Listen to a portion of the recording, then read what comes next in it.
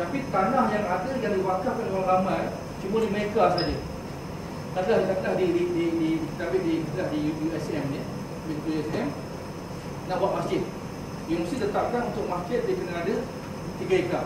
Tapi kerana ada hamba Allah yang berhati dia letak dia kumpul-kumpul dapat cuma 1 ekar saja. So tak boleh nak bangun lah. Selagi 2 ekar terbiar. Ini yang berlaku. Dan satu lagi yang berlaku, tempat yang sama ada masjid.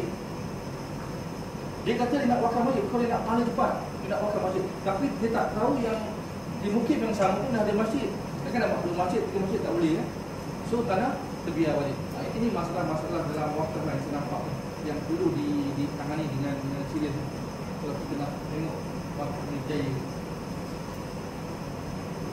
Apa? Betulnya tak? Pak. Untuk makluman, Isnet pun sudah dapat persetujuan kebenaran pada MAI untuk menguruskan wakaf tunai. Cuma jadi masalah birokrasi lah. Sekarang masalahnya kita dengan universiti pula. Kita memang eager nak kutip kan. Dan kalau boleh nak cepat kan.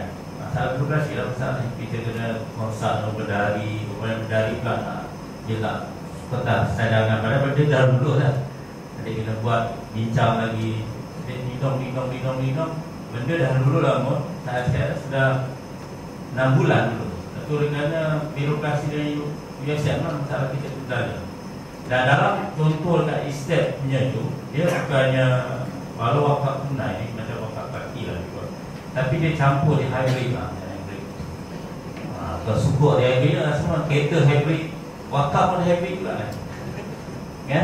Di mana 70% nanti wakaf itu akan digunakan untuk bangunan yang telah dinyatakan dalam proposal Mat Maim, dan 30% lagi itu digunakan untuk pengurusan. Dan pengurusan tak boleh dikira wakaf, dia disebut sebagai infak. Dari mana 70% itu untuk wakaf, harta kekal, kalau cukup duit lah kita kutip kan. Dan 30% lagi itu untuk pengurusan, dan juga untuk sumbangan pelajar-pelajar yang mengalami financial distress. Okey. Itu secaranya. Tapi masalah kita sekarang yang USM lah, nak murah benar nak buka dana macam-macam birokrasi program. Itu yang Pak Meta, kita Pak Meta tanya bila bukan masalah estate tak boleh tak juga. Ya. Tapi satu lagi masalah kalau kita Malaysia betul.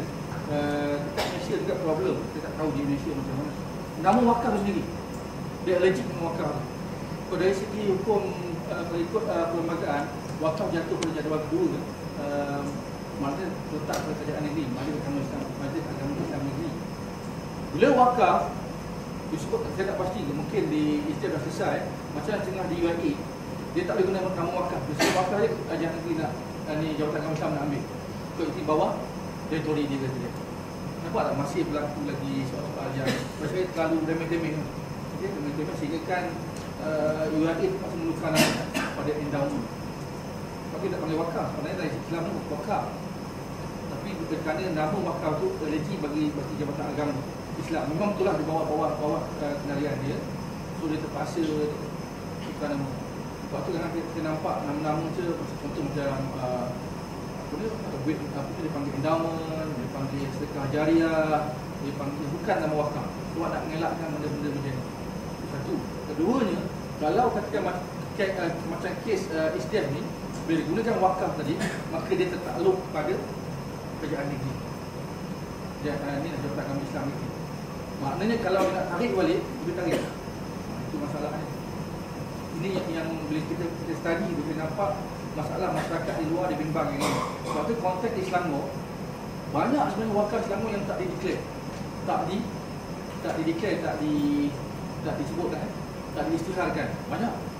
Sebab dia bimbang kalau diisytiharkan, maknanya saya akan ambil dia boleh ada hak apa seperti kalau tak diberikan dengan yang ikut apa yang maknanya sedang.